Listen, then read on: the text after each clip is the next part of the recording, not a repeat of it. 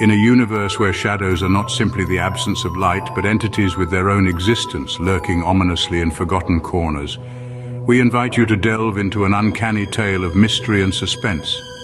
Picture this world where the line between the ordinary and the extraordinary is blurred to a point of non-existence. Hidden within this world is a peculiar little antique shop, nestled within a lost alleyway, seemingly detached from the passage of time. It's a place filled with relics of yesteryears, but that's not what makes the shop uncommon. It's the shopkeeper, an enigma of a man whose age is an unsolvable mystery, his eyes mirroring an anthology of untold stories. The shopkeeper is, or mayhap cursed, with an extraordinary ability. He can converse and engage with these shadow entities, a talent he has carried since his young days. But beware, for the shadows are not always benign. Some harbor ill intentions towards humanity, waiting for the right moment to... One day a customer enters the shop, a young woman seemingly drawn in by the oddities on display. She browses around, her eyes landing on an old, worn-out pocket watch. The shopkeeper watches as she picks it up, his eyes widening in horror. The pocket watch, he knows, is not an ordinary antique. It's a gateway, a portal to the shadow realm. The woman, unaware of the danger, opens the pocket watch. Immediately the room darkens, the temperature drops, and an eerie silence envelops the shop. The shopkeeper braces himself, knowing that they are no longer alone. A shadow entity has been unleashed. The woman, stricken with fear, drops the pocket watch, but it's too late. The entity is free, and it's not going back without a fight. The shopkeeper, armed with his knowledge and a few ancient artifacts, prepares to face the entity. The battle between the shopkeeper and the shadow entity rages on. Each move is calculated, each attack countered. The shopkeeper, despite his age, fights with the agility and wit of a seasoned warrior. But will it be enough? As the clock ticks down, the shopkeeper makes a daring move, a risky gambit that could either save them or doom them both. The shopkeeper lunges forward, an ancient talisman in hand. There's a flash of light, a deafening roar, and then silence. But what happened? Did the shopkeeper succeed? Or has the shadow entity claimed two more victims? The answers to these questions, dear viewers, will have to wait. For now, the antique shop remains closed, its secrets locked away until our next encounter. In the world of shadows, nothing is as it seems. So until we meet again, tread lightly and remember, not all shadows are simply the absence of light.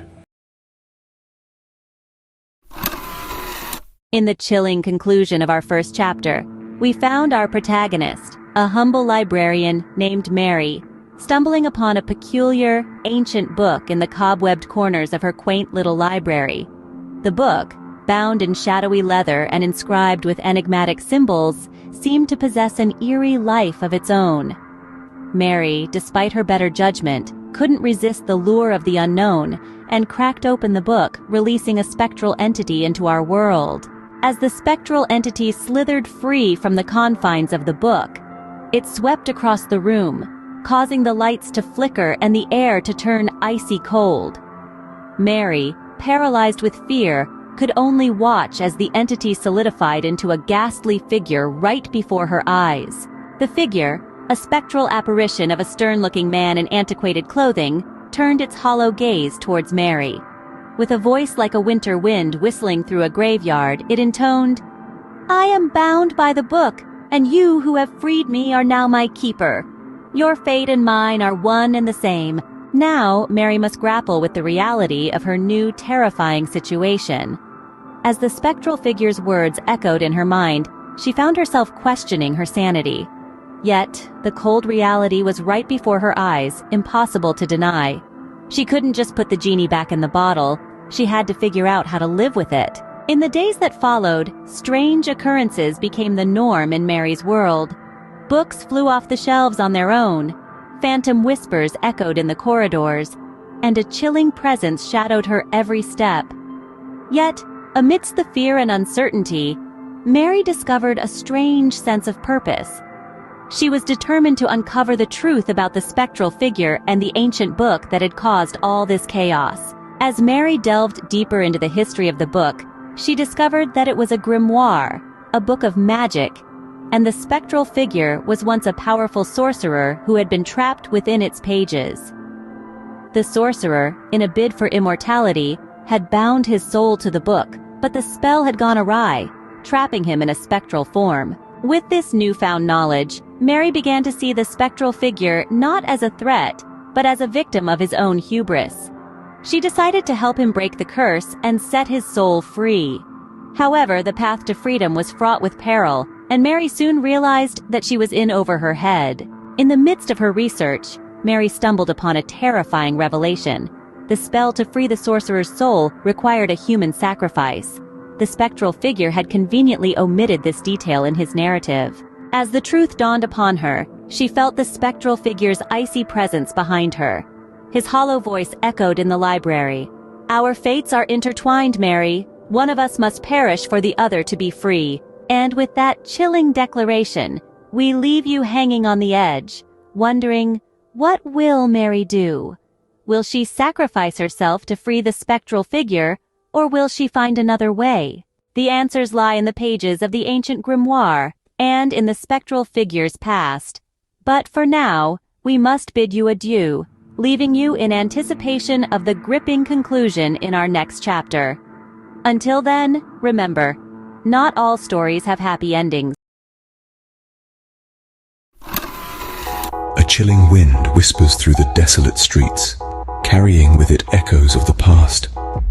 Our journey continues with the enigmatic trio, the stoic detective, the empathetic nurse, and the mysterious stranger.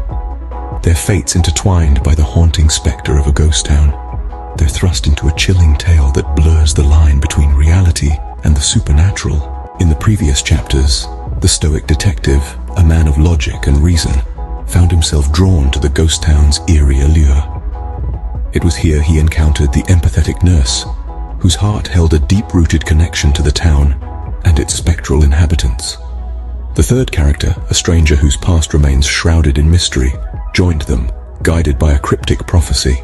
The detective and the nurse formed an unlikely alliance, bound by their shared curiosity and mounting dread. Through their journey, they've unearthed unsettling secrets, each one more spine-chilling than the last. Their bond deepened, marked by moments of shared vulnerability in the face of the unknown. The stranger, however, remains an enigma. His cryptic words and inexplicable knowledge of the town's history have only thickened the fog of mystery surrounding him. His aloof demeanor belies a hidden agenda, yet he has proven an invaluable ally in their quest for answers. As the narrative unfolds, the relationship between our trio becomes increasingly complex. The nurse's empathy clashes with the detective's rationality, yet they find common ground in their shared pursuit of the truth. The stranger, while distant, displays a peculiar interest in their developing bond. As the tension escalates, the town's secrets begin to unravel, revealing a horrifying truth that challenges their understanding of reality. The ghost town, they discover, is not merely a spectral echo of the past, but a twisted reflection of their deepest fears and darkest secrets. In a shocking plot twist, the stranger reveals himself to be the architect of their nightmare. He is not a mere passerby, but a puppeteer, manipulating the town and its ghostly inhabitants to test the detective and the nurse.